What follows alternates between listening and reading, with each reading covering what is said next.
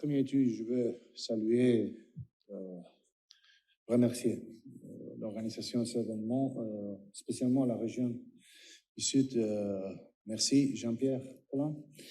Et merci aussi au métropole, son vice-président Didier. Je veux profiter de l'occasion personnellement pour remercier. Je suis témoin de beaucoup d'événements européens. L'organisation de cet événement, c'est merveilleux. Aussi d'être ici à Marseille.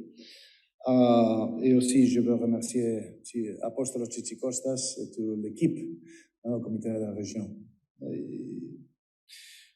Je vais m'excuser avec les interprètes parce que je change de l'espagnol à l'anglais et au français.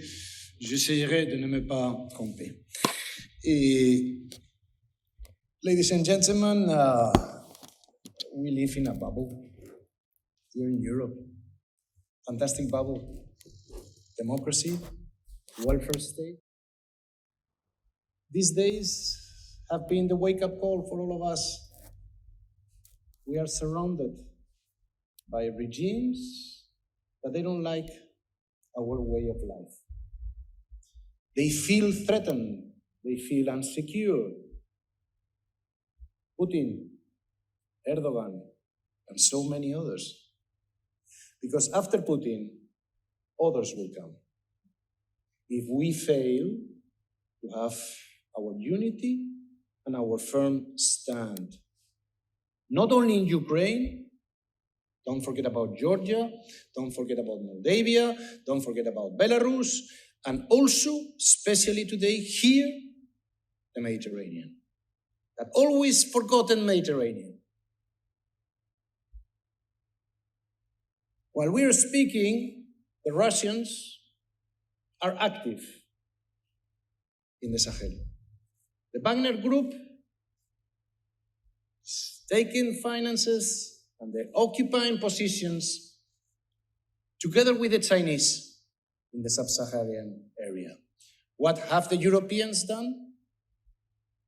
We have done nothing until now effective. We have been divided, different approaches, the Spanish, the French, Italians, others. I think that this wake-up call of Ukraine might indicate, especially to those of us who are concerned, but not only the south of Europe. I am happy that now in my country, in Spain, society is discussing about what's going on in Ukraine. And I hope that in the north of Europe, in Poland, and in Germany, they will also discuss about what's going on in the Mediterranean. This is Europe about. I will not do like the European Commission, that they don't speak about what we're doing in the European Parliament or in the Committee of the Regions.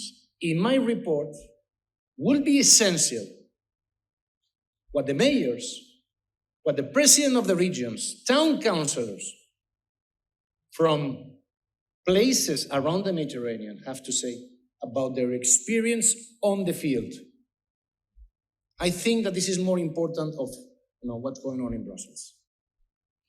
So my stand and my decision has been, and I have told my team, that this report has to integrate these opinions from the field, from the reality of things. There is a lot, compared with us Europeans, there is a strong, young group of people in this other side of the Mediterranean. Much more young people than here in Europe. We have to be attentive to that. Also to the women empowerment. And so many other things, energy, defense, immigration.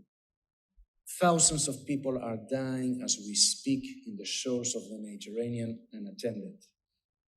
Victims of mafias that have not been yet properly addressed and persecuted by us. We have to do our job, but for that, first we have to be autocritical. We haven't had a real European strategy for the Mediterranean. Thanks to the European Commission, it seems that now they have something good. I'm studying the case. But what we need is action. immediately, or it will happen the same as it's happening now in Ukraine and will happen in other countries. Wake-up call for us,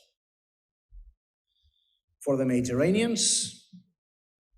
We always start our speeches in Brussels saying that the Mediterranean was the birth of the civilization, of democracy. Well, it might be the last stand that we have to defend that democracy. We have to take very seriously our responsibility. I hope that we will have it with all the political groups in the European Parliament. I will try to do it as concentrated as I did with the NATO report that I had last year. By the way, for the very first time in history, the Greens abstained. They were not against. So I'm a person that I can build consensus. I want consensus on this report. It's beyond politics right now. It's what do we want to do? The Commission had a Plan Africa, but are we making sure that our money that's going there is arriving to the right hands? Are we making sure about this? I don't have that. I could speak, and I don't have the time, Julian. I have to respect it. Let's just have one example. The Arab Spring. Ladies and gentlemen, where are we today? Some years after it happened, when that spark illuminated Tunisia and then followed in other countries, no longer exists. Now, even Tunisia is under threat to end with this hope of democracy that they had. So, time to start to, not to think, but to implement solutions for an area that it is essential for the interest not only of France, not only of Spain, not only of Italy, but also for the Polacks, for the Estonians, for all that we call ourselves Europeans. Thank you very much. Thank you very much.